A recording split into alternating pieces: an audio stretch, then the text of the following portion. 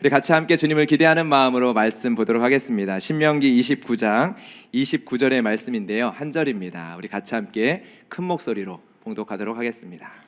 함께 읽겠습니다. 감추어진 일은 우리 하나님 여호와께 속하였거니와 나타난 일은 영원히 우리와 우리 자손에게 속하였나니 이는 우리에게 이 율법의 모든 말씀을 행하게 하심이니라. 아멘. 오늘 이 시간에는 말씀을 서로 인사를 하면서 시작을 해보았으면 좋겠습니다. 이렇게 인사를 하도록 할 텐데요. 하나님의 뜻을 알고 하나님의 뜻에 순종합시다. 이렇게 한번 인사해 볼 텐데 우리 서로를 바라보면서 이렇게 인사해 보겠습니다. 하나님의 뜻을 알고 하나님의 뜻에 순종합시다. 아멘. 여러분들은 정말 아멘입니다. 우리의 신앙 생활 가운데 하나님의 뜻을 아는 것, 그리고 그 하나님의 뜻에 순종하는 삶, 너무나도 중요한 문제이죠. 여러분, 하나님의 백성들은 누구입니까? 하나님의 뜻을 알고 그 뜻에 순종하는 자들이 하나님의 백성들입니다. 여러분들은 하나님을 알기를, 그리고 하나님의 뜻을 알기를, 그리고 그 뜻에 순종하기를 기뻐하십니까? 정말 우리 안에 그 기쁨이 있었으면 좋겠습니다. 왜 하나님의 뜻을 알고 기뻐할 수 있습니까? 이유가 있습니다. 우리가 믿는 하나님이 선하신 분이시기 때문입니다. 그 선하신 하나님, 그러하여 그 하나님의 뜻이 선하심을 우리가 믿기에, 그 선하신 하나님께서 우리의 삶을 향한 뜻이 선한 것임을 믿기에 우리는 기뻐하며 하나님을 알기를, 하나님의 뜻을 알기를 기뻐합니다. 그렇다면 여러분, 우리의 삶 속에서 하나님의 뜻을 알고 순종하는 것, 그것이 어떻게 적용이 되고 있나요? 쉽게 질문을 바꾼다면 이러한 질문입니다. 여러분들은 어떠한 때에 하나님의 뜻이라는 표현을 사용합니까? 여러분들이 신앙생활하면서 하나님의 뜻이라는 표현을 사용하는 때 한번 생각해 보았으면 좋겠습니다. 우리의 인생에 중요한 문제를 만나게 되어지면 우리는 하나님의 뜻을 묻게 되어집니다. 어떤 경우들이 있을까요? 이사 문제. 여러분들 질문해 본 적 있나요? 하나님, 지금 이사를 가야 할 때가 맞습니까? 이사를 어디로 가야 될지 정해야 되는데 교회 근처로 가는 것이 하나님의 뜻일까요? 여러분, 이직의 문제, 취업의 문제, 그러한 일들 속에서 여러분 하나님의 뜻을 물은 적 있나요? 하나님, 이 회사를 가는 것이 하나님의 뜻입니까? 저 회사를 가는 것이 하나님의 뜻입니까? 인생의 참 가장 중요한 문제 중에 하나는 결혼의 문제입니다. 여러분, 그 결혼의 문제를 앞에서 이러한 질문을 해본 적 있으십니까? 내가 이 사람과 결혼하는 것이 하나님의 뜻이 맞습니까? 내일 결혼을 앞두고 하루가 지나면 이제 결혼합니다. 하나님, 내가 잘 선택한 게 맞을까요? 하나님의 뜻이 맞습니까? 내가 혹시 하나님의 뜻은 과거에 저 여자였는데 내가 그것을 못 알아차리고 제가 잘못 선택한 거 아닙니까? 여러분, 성경을 인용해서 질문하기도 합니다. 하나님께서 짝지어 주신 배우자, 그 배우자가 맞습니까? 여러분, 이러한 중요한 선택의 문제에 있어서 하나님의 뜻을 물을 때 우리는 어떠한 의미로 하나님의 뜻이라는 단어를 사용을 합니까? 하나님께서 정해놓으신 내 인생의 길이라는 의미로 하나님의 뜻을 묻습니다. 내 인생의 길에 정해져 있는 하나님의 뜻이 있습니다. 그리고 그 하나님의 뜻을 알고자 합니다. 이런 것이죠. 내 인생은 어떤 남자와 결혼을 할지, 어떤 여자와 결혼을 할지 하나님께서 정해놓으셨습니다. 이제 나는 선택을 앞두고 있습니다. 결혼을 앞두고 질문합니다. 하나님이 정해놓으신 배우자 내가 잘 선택한 거 맞습니까? 이렇게 질문한다라는 것이죠. 결혼여행을 갔다 와서, 신혼여행을 갔다 와서 오늘 예배에 참여한 가정이 있습니다. 네, 당황하는 표정. 우리 찬양팀에 함께 섬기는 우리 다영 형제와 아름자매인데요. 잘 다녀왔습니다. 네, 신혼여행까지 잘 다녀와서 우리 다영 형제에게 공개적으로 한번 질문해 볼까요? 내가 네. 역시 예. 내가 배우자를 참 잘 선택했다. 신혼여행까지 이제 갔다 왔습니다. 결혼하고 2주의 시간이 지났습니다. 네, 내가 정말 배우자를 참 잘 선택했다. 그렇게 확신하십니까? 네, 우리 두 가정, 이 한 가정을 위해서 우리 축복하는 마음으로 우리 박수하도록 하겠습니다. 주님 안에서 행복했으면 좋겠습니다. 네, 여러분, 내가 참 잘 선택했다라는 확신. 이거는 지금 짜여졌던 건 아닙니다. 일부 예배는 없었는데 그냥 갑자기 네. 네. 내가 참 잘 선택했다라는 확신. 여러분, 거기까지는 괜찮습니다. 그런데 하나님이 정해놓으신 미래가 있는데, 하나님이 정해놓으신 배우자가 있는데 내가 잘 선택했느냐? 여러분, 이 질문은 어떨까요? 맞을까요? 이직의 경우 이렇게 생각을 하기도 합니다. 하나님께서는 나의 인생 가운데 지금 타이밍에 이직하도록 정해놓으셨는데, 내가 이직을 하고 싶은 마음이 들고 상황이 그렇게 열리고 있는데 이것이 하나님의 뜻이 맞습니까? 내가 하나님이 정해놓으신 그 인생의 길 가운데 맞게 선택하는 것이 맞습니까? 이렇게 질문을 하면서 하나님 앞에 나의 삶을 묻기도 합니다. 우리의 삶의 모든 것이 계획되어져 있다, 정해져 있다, 그리고 그 정해진 대로 흘러간다라고 생각하는 분은 여기에는 없을 것입니다. 그런데 하나님의 뜻을 물을 때 운명론처럼 미래의 일이 정해져 있는 것처럼 질문을 하는 경우가 종종 있습니다. 여러분, 주님 말씀하시며 라는 찬양이 있는데요, 저번 주 금성에서도 이 고백을 했습니다. 주님 말씀하시면 내가 나아가리다. 주님 뜻이 아니면 내가 멈춰서리다. 나의 가고 서는 것 주님 뜻에 있으니 오 주님 나를 이끄소서. 여러분이 이 찬양을 할 때 어떠한 고백을 하십니까? 여러분, 어떠한 고백을 담아서 하나님 앞에 이 찬양을 하십니까? 혹시 하나님께서 정해놓으신 내 앞길이 있는데 그 정해놓으신 그 뜻을 알려달라고, 알려주시면 그 정해주신 길대로 내가 나의 삶을 선택하여 나아가겠다라고, 그러한 의미로 고백을 하십니까? 여러분, 예를 들어서 하나님께서 저를 선교사로 살도록 정해놓으셨다면, 뜻을 세우셨다면 어떻게 될까요? 저는 지금 서울은연교회 강단에 서서 하나님 앞에 대놓고 불순종하고 있는 것입니다. 제가 목사로 아무리 열심히 교회를 섬기더라도 하나님께서 정해놓으신 뜻을 거스르면서 지금 살고 있기 때문이죠. 그런데 여러분, 어떻게 생각이 되십니까? 하나님께서 제가 목사로 살지 선교사로 살지 정해놓으셨을까요? 40대까지는 국내 목회하고 이제 50대부터는 선교지 가라 정해놓으셨을까요? 지금은 이렇게 서울은연교회에서 사역하는데 내년에는 떠나라, 하나님께서 뜻을 정해놓으셨을까요?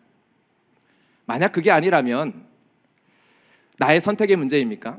내가 내 마음 가는 대로, 내가 원하는 대로 선택하면 되는 것입니까? 이거는 아니겠죠. 이거는 아닌 것 같습니다. 우리는 모든 순간 하나님께 하나님의 뜻을 물어야 합니다. 저도 물었습니다. 이 서울은연교회에 오는 과정 가운데, 이사를 하는 과정 가운데 하나님께 묻고, 또한 하나님 앞에 또 묻고 결정들을 했습니다. 여러분, 하나님께서 기뻐하시는 뜻이 무엇인지 우리가 묻고 분별하는 것 중요합니다. 그러나 그것이 나의 미래가 정해져 있기에 그 정해진 그 일을 알려달라고 하는 것과는 분명히 전혀 다른 것입니다. 여러분, 또 한 가지, 여러분들이 하나님의 뜻이라는 표현을 사용하는 경우가 언제 있습니까? 지금까지 이야기한 것이 미래에 대한 이야기였다면 과거와 현재와 관련된 일이 있습니다. 내게 일어난 일을 보면서 하나님의 뜻을 묻습니다. 하나님께서 나에게 허락하신 이 일, 하나님, 그 이유가 무엇입니까? 목적이 무엇입니까? 하나님, 이 일을 통해서 나에게 이루시고자 하는 것, 나에게 깨닫게 하여 주시길 원하시는 건 무엇입니까? 어떠한 일을 이루시려고 나에게 이러한 일을 경험케 하셨습니까?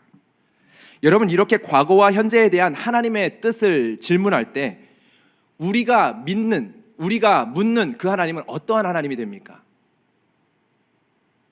그 일을 일으키신 하나님이 되어집니다. 나에게 이러한 일이 일어나도록 내어버려 두신 하나님, 이러한 일을 일으키신 하나님, 이 일이 발생하게 하신 하나님. 여러분, 우리가 신앙생활을 하면서 하나님 탓하는 경우들, 바로 이런 이유 때문 아닙니까? 하나님, 왜 이러한 일이 일어나도록 내버려 두셨습니까? 하나님, 나에게 이러시면 안 되는 거 아닙니까? 하나님, 나한테 왜 이러셨습니까?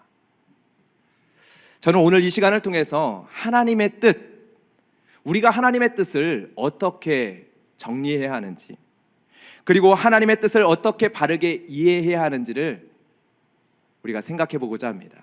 물론 이 시간은 충분하지 않습니다. 하나님의 뜻이라는 주제를 가지고 이야기하기에는 충분하지 않습니다. 그래서 설교를 듣고 나서 질문이 들 수 있습니다. 없었던 질문이 들 수도 있습니다. 그러나 이 시간에 하나님의 뜻을 알고 하나님의 뜻을 순종하는 우리 성도의 삶 가운데 놓아야 될 가장 중요한 기초석을 말씀을 통해서 분명하게 놓을 수 있는 시간이 되기를 소망합니다.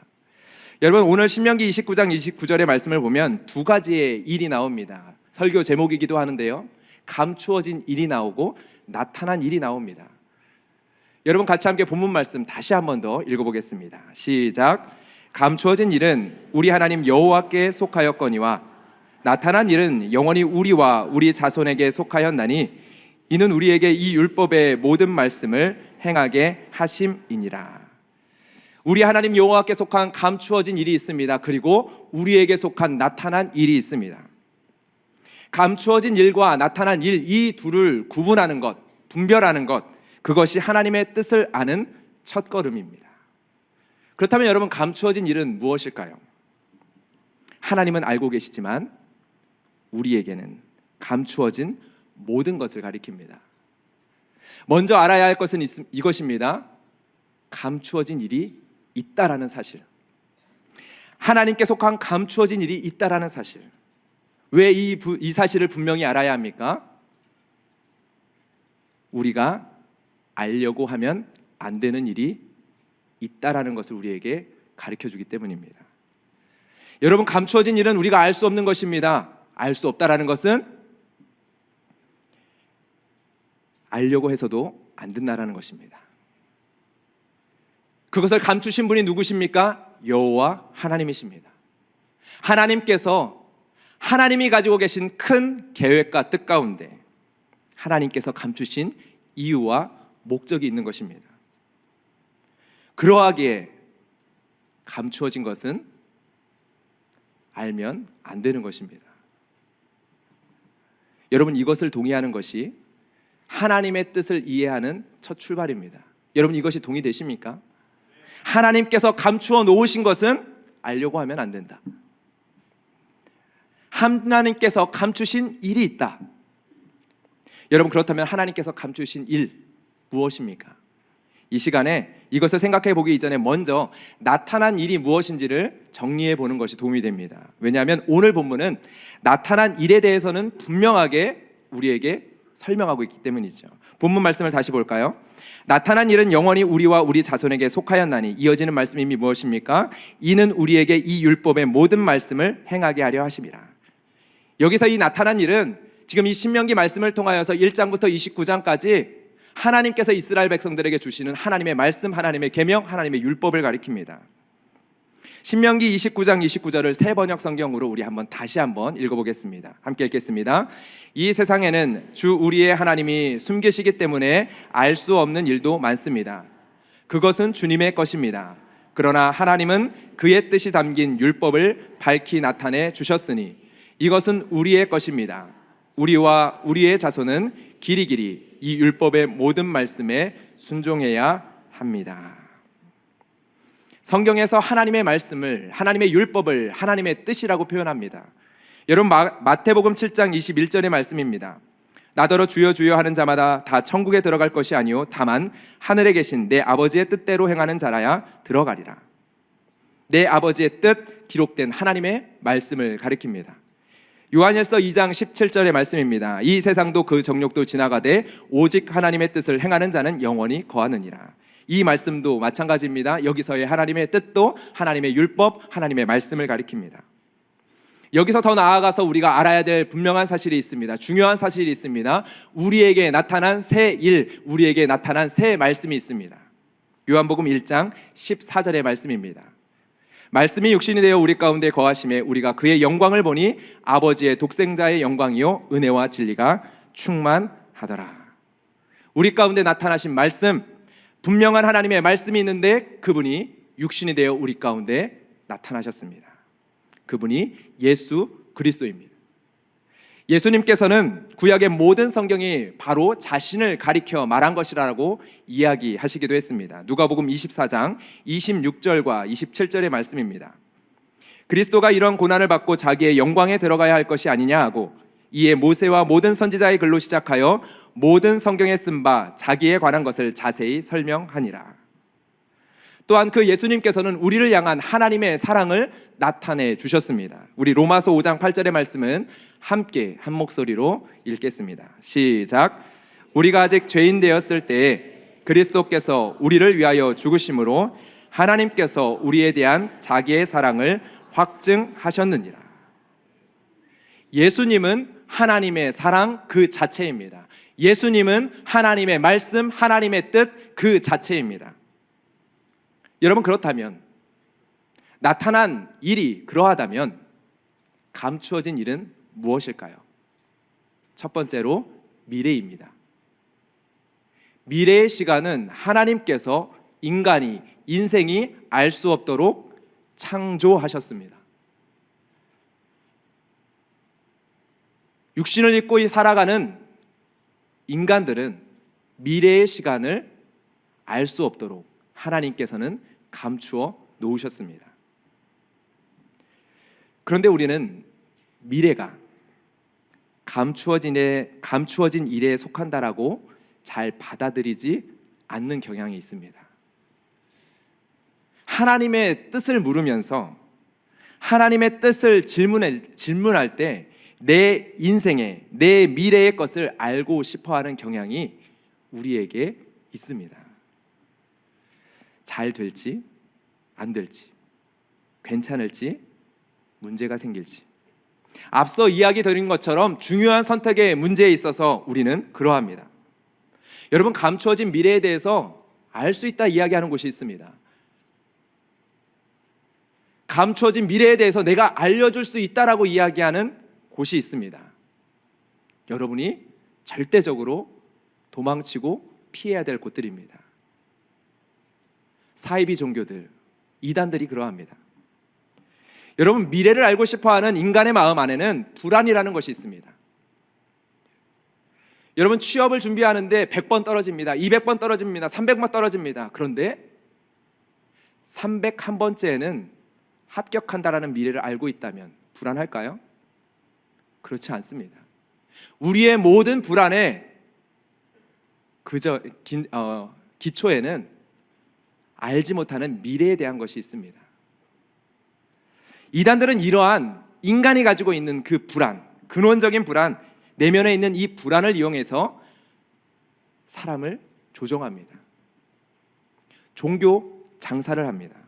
종교라는 명목으로 인간의 불안을 이용해서 사람을 조종을 합니다. 여러분, 시한부 종말론자들이 대표적입니다. 감추어진 종말의 때를 내가 알고 있다라고 말을 합니다. 한 달 뒤에 종말이 온다면 여러분, 중요한 것이 무엇일까요? 여러분, 이들이 하는 가장 악한 일이 무엇인지 아십니까? 하나님께서 사람에게 주신 인생에 대한 선택권을 모두 빼앗아 버립니다. 하나님께서 맡겨주신 그 삶에 대한 선택권, 그 삶에 대한 책임, 삶에 대한 의지를 빼앗아 버립니다.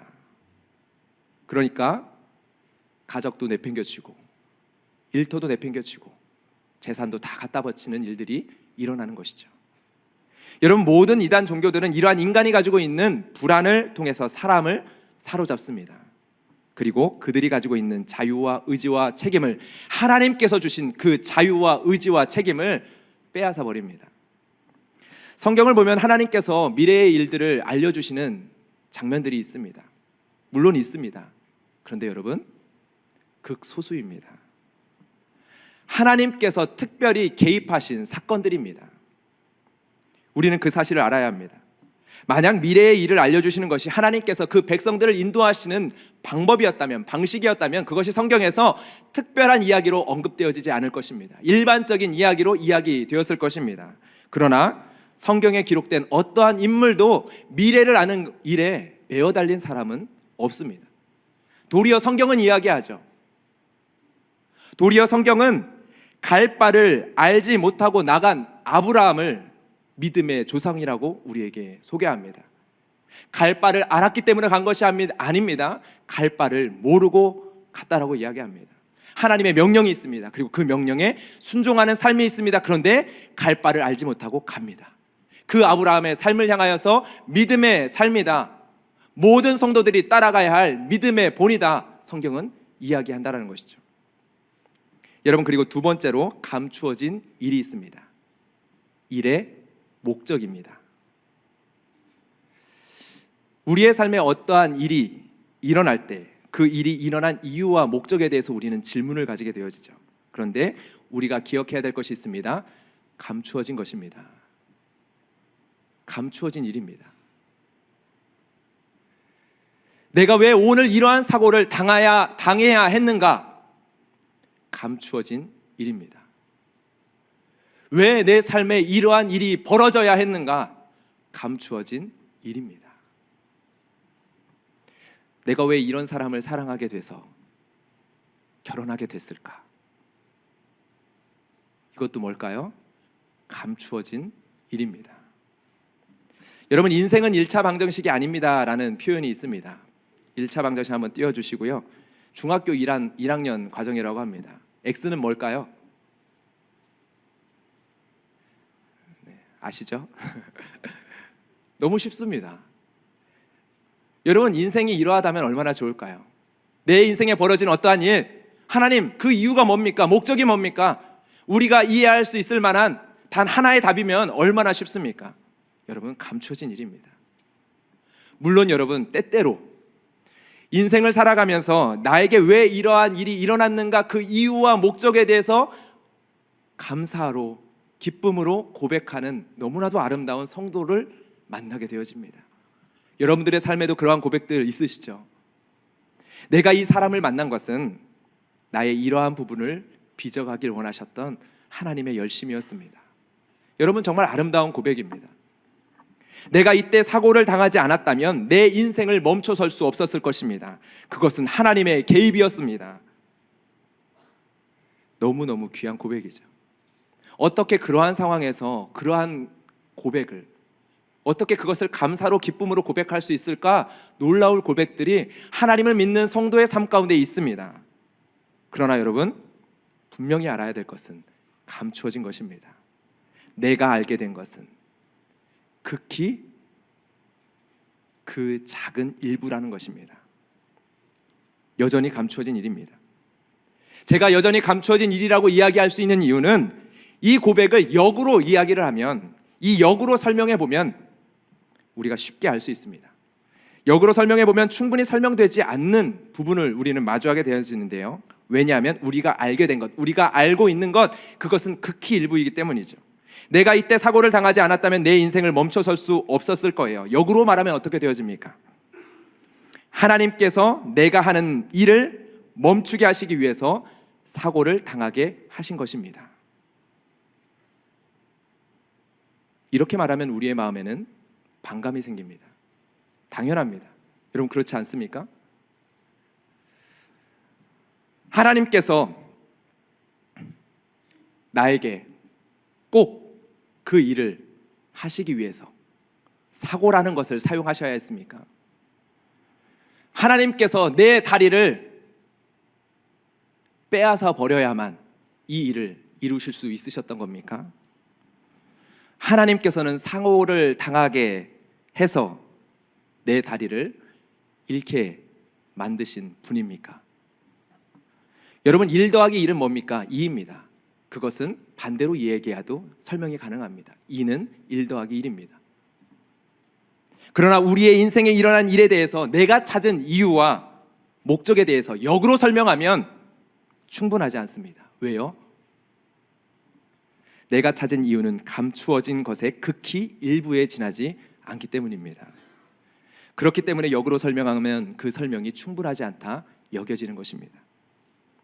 때때로 그 이유와 목적, 감추어졌음에도 불구하고 그것을 알지 못한 채 말을 하는 분들이 있습니다.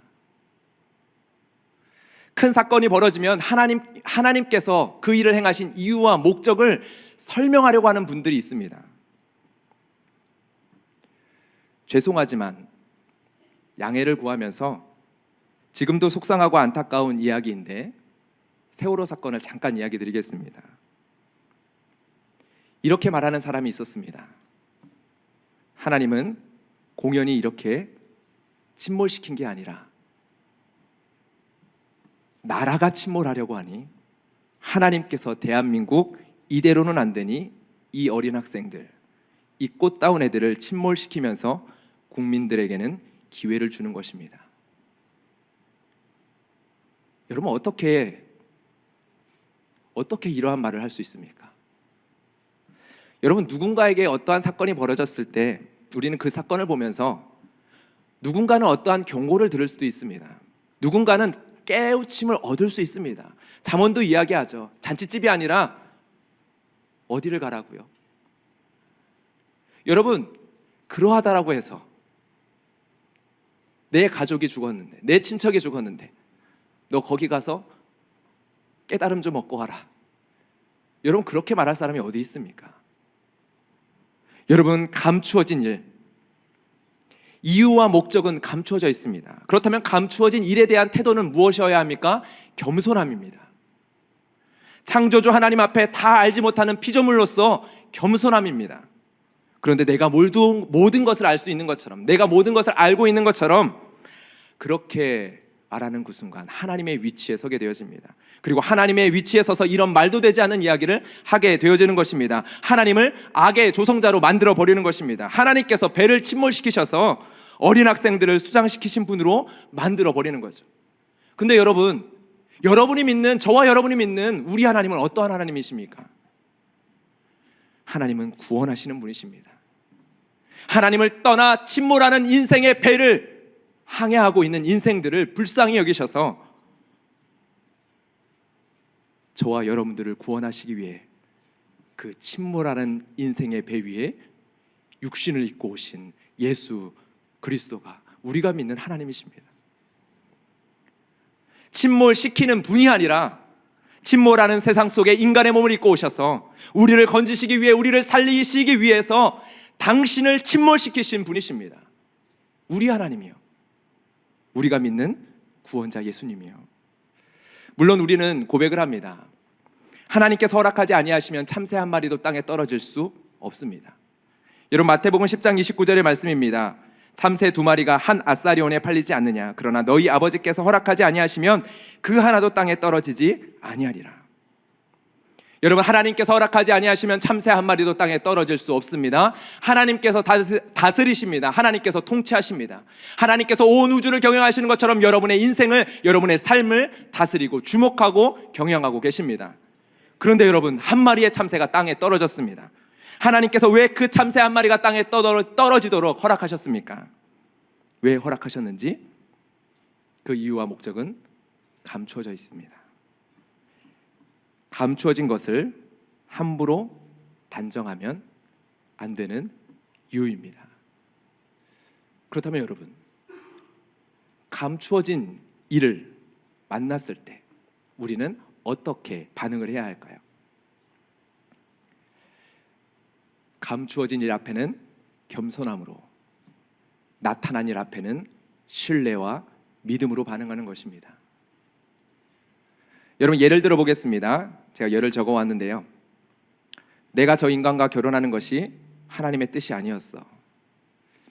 세례 교육을 받을 때 세례 문답서에 믿지 않는 사람과 결혼하지 말라고 분명히 배웠는데 믿지 않는 사람과 결혼하면 안 되는 거였는데 내가 저 사람을 잘못 선택했어. 하나님의 뜻이 아닌 결혼을 해서 이렇게 내가 이러한 대가를 지불하는 거야. 여러분 어떠십니까? 앞서서 말씀을 들었던 것들을 생각을 하고 적용을 했을 때 여기에서 어떠한 실수를 지금 범하고 있습니까? 분명하게 말을 할 수 있겠습니까? 어떠한 실수를 지금 하고 있는 것일까요? 감추어진 하나님의 뜻을 단정해버리고 있는 것입니다. 내가 저 사람과 결혼하는 것, 그것이 하나님의 뜻인지 아닌지 여러분 감추어져 있는 것입니다. 내가 결혼했는데 이 결혼이 하나님의 뜻에 맞는 것인지 아닌 것인지 감추어져 있습니다. 감추어진 일은 알 수도 없고 알려고 해서도 안 됩니다. 그리고 단정해서도 안 됩니다. 그러나 여러분, 하나님의 분명하신 뜻, 나타나신 뜻이 여러분 가운데 있습니까? 있습니다. 하나님께서 이 시간에도 여러분에게 분명하게 나타내 보여주시는 하나님의 뜻 있습니까? 있습니다. 무엇입니까? 서로 사랑하라. 요한복음 13장 34절의 말씀입니다. 새 계명을 너희에게 주노니 서로 사랑하라. 내가 너희를 사랑한 것 같이 너희도 서로 사랑하라. 우리에게 속하여 우리에게 나타내신 일, 너무나도 분명한 하나님의 뜻이 있습니다. 내가 너희를 사랑한 것 같이 너희도 서로 사랑하라. 어떻게 사랑합니까? 안 됩니다. 나는 할 수 없습니다. 절대로 사랑할 수 없는 사람입니다. 저 사람은 나의 남편이 아니라 나의 아내가 아니라 원수입니다. 근데 여러분, 하나님의 분명한 뜻은 매우 선명합니다. 여러분, 마태복음 5장 44절의 말씀을 함께 읽겠습니다. 시작.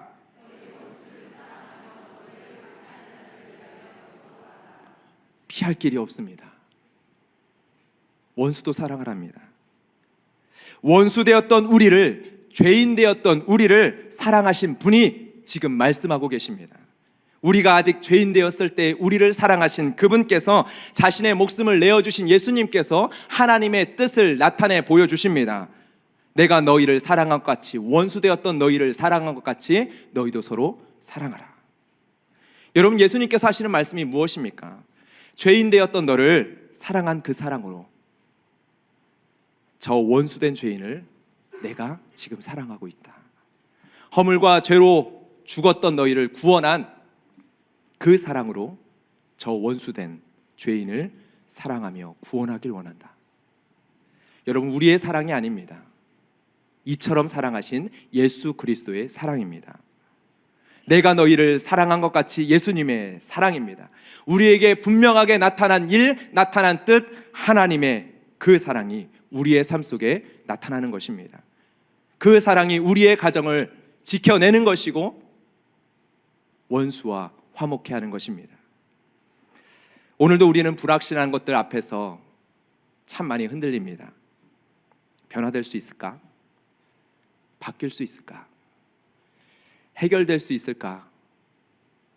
나아질 수 있을까? 여러분, 감추어진 것이 아니라, 불확실한 것이 아니라 견고하고 확실한 하나님께서 나타내 주신 하나님의 일에 주목하시기를 주님의 이름으로 축복합니다.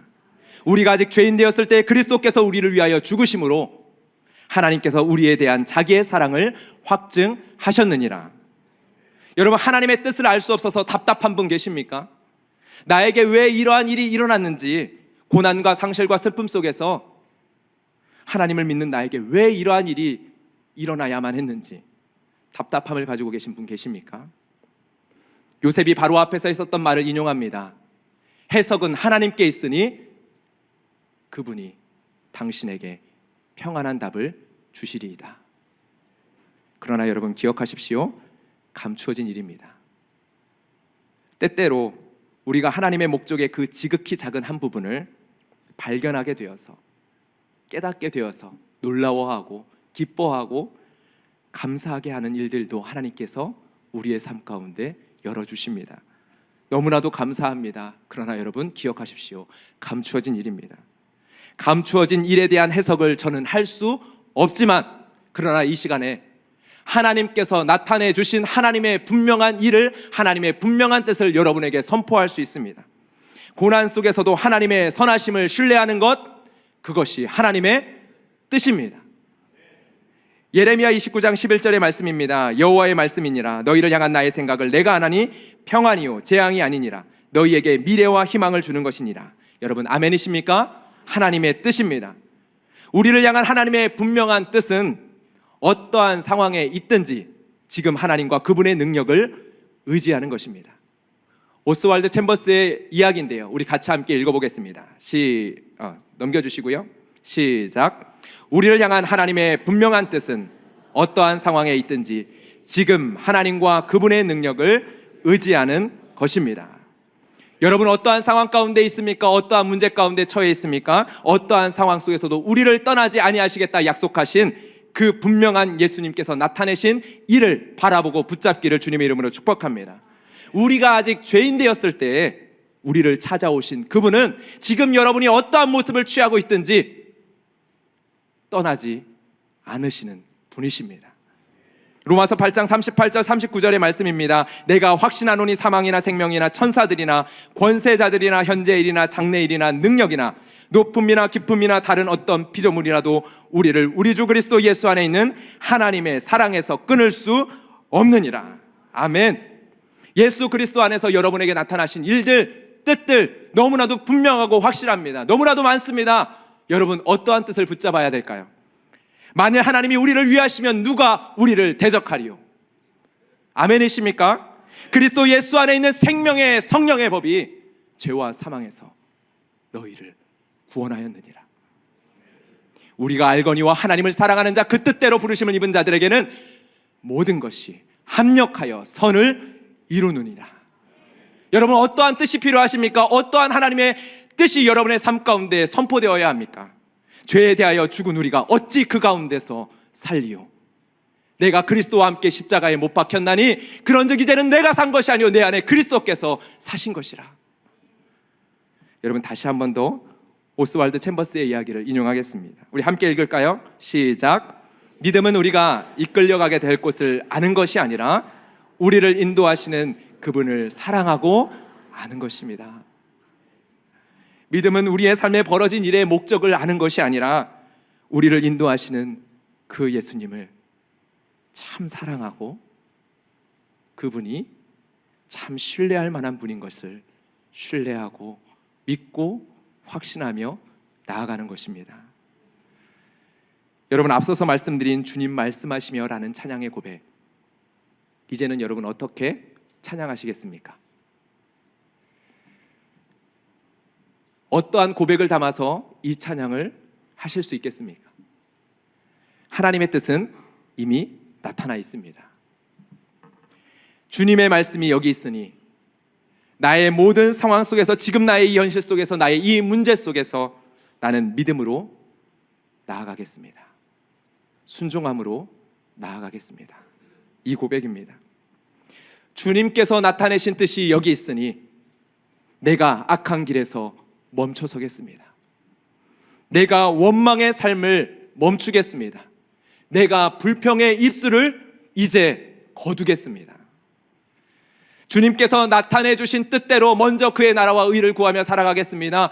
주님께서 보여주신 그 뜻대로 예수님께서 우리를 사랑하신 것처럼 이처럼 사랑하신 사랑을 신뢰하며 오늘도, 오늘 하루만이라도 내 삶 속에서 그 사랑 붙들고 나아가겠습니다. 버티겠습니다. 이겨내겠습니다. 내 앞에 결과들은 감춰져 있지만, 여전히 일어나는 현재 일들은 감춰져 있지만, 그러나 하나님께서 나타내 주신 분명한 뜻, 분명한 말씀 앞에 내가 서겠습니다. 오 주여 나를 이끄소서.